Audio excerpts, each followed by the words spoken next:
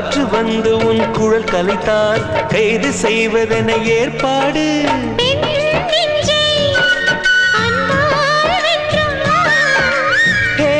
ராணி, அந்த இந்திரலோகத்தில் நான் கொண்டு தருவேன் நான் ஒரு பூவீதம்.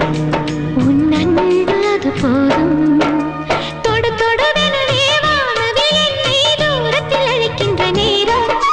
விடு விடுவெனவே வாலிப மனது விண்வெளி விண்வெளி ஏறும். மன்னவா, ஒரு கோயில் போல் இந்த மாளிகை எதற்காக? தேவியே என் ஜீவனே, இந்த ஆலயம் உனக்காக.